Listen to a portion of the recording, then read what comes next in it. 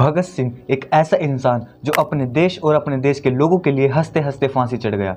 भगत सिंह एक ऐसा आदमी जिसने बचपन से ही अपने देश को आज़ाद कराने के बारे में सोचा।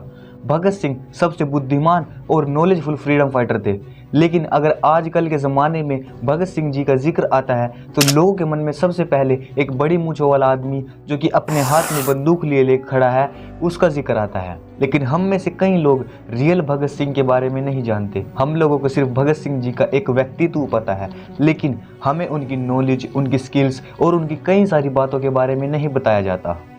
आज 23 मार्च 1931 को 93 ईयर्स हो गए हैं, लेकिन आज के दिन काफ़ी सारे लोग भगत सिंह जी की डीपी, उनके स्टेटस लगाएंगे। लेकिन आप लोग क्या उनकी कुछ ऐसी बातें जानते हैं जो आपको इंस्पायर करती हो? लेकिन आज की इस वीडियो में हम उनकी कुछ ऐसी अच्छी बातें जो कि हमारी ज़िंदगी को चेंज कर सकती है उनके बारे में जानेंगे।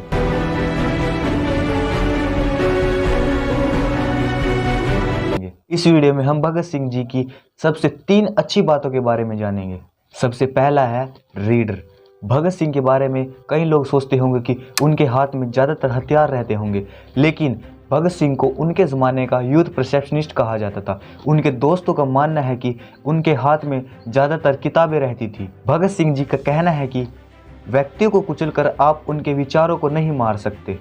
भगत सिंह जी ने जेल में जाने से पहले करीब 250 किताबें पढ़ी थी और उन्होंने 2 साल जेल में लगभग 300 किताबें पढ़ी।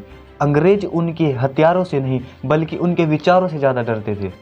जब भगत सिंह जी को फांसी के लिए लेकर जाया जा रहा था तब भी वह किताब ही पढ़ रहे थे। भगत सिंह जी को किताबें पढ़ने का इतना शौक था कि वह कई फॉरेन लिटरेचर भी पढ़ते थे, जैसे आयरिश, ब्रिटिश, अमेरिकन और रशियन लिटरेचर्स इन सब में शामिल है। दोस्तों, उनकी इस बुक रीडिंग हैबिट से आप क्या सीखते हैं कमेंट बॉक्स में ज़रूर बताना। अब चलते हैं उनकी दूसरी बात पर, जो कि है पोइट। भगत सिंह जी एक फ्रीडम फाइटर होने के साथ साथ एक अच्छे पोइट भी थे।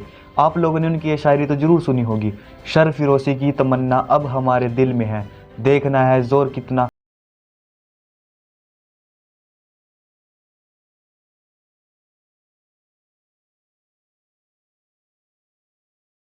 है, जो सिर्फ भगत सिंह जी के लिए ही लिखे जाते हैं और उन्हीं के लिए समझे जाते हैं।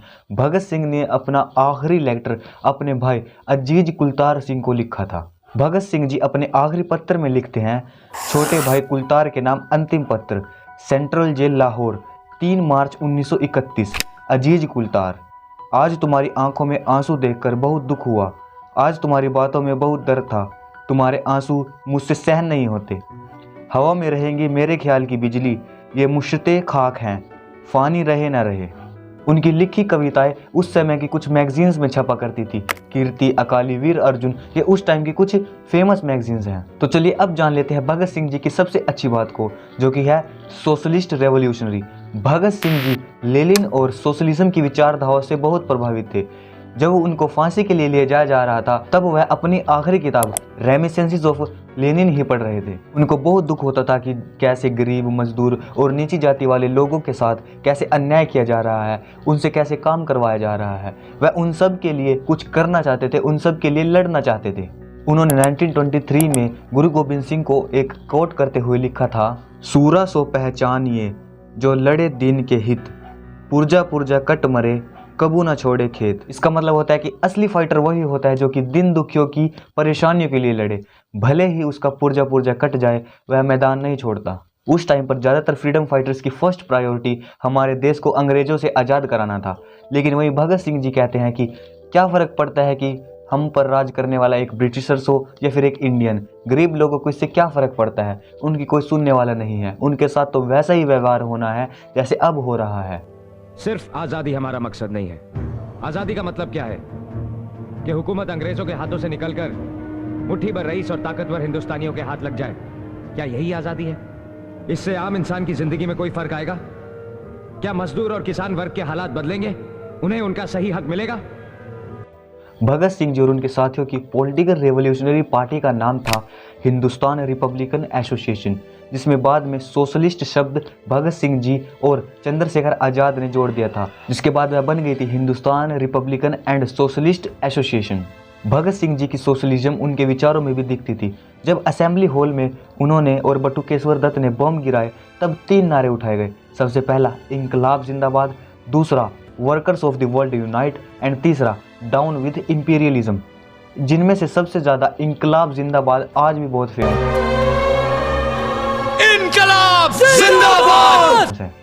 लेकिन लगता है आज के इस नए ज़माने में भगत सिंह जी और उनके विचारों को लोग भूल गए हैं। आज के दिन उनके कई लोग डीपी और स्टेटस लगाएंगे, लेकिन आप लोग उनका स्टेटस लगाने से पहले उनके बारे में थोड़ा सा विचार कर लेना, उनके बारे में थोड़ा सा सोच लेना और उनसे कुछ नया सीखने की कोशिश करना।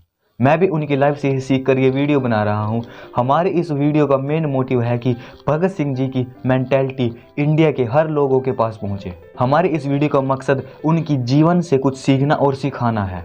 लोग बेकार की वीडियो को इतना ज़्यादा शेयर करते हैं, लेकिन आप सबसे गुजारिश है कि इस वीडियो को इतना ज़्यादा शेयर कीजिए कि ये इंडिया के हर इंसान के पास पहुँचे और वह भगत सिंह जी का स्टेटस और डीपी लगाने से पहले उनके बारे में थोड़ा सा सोचे। आप सबको भगत सिंह जी की लाइफ का सबसे बेस्ट पॉइंट क्या लगा कमेंट बॉक्स में जरूर बताना। तब तक के लिए जय हिंद।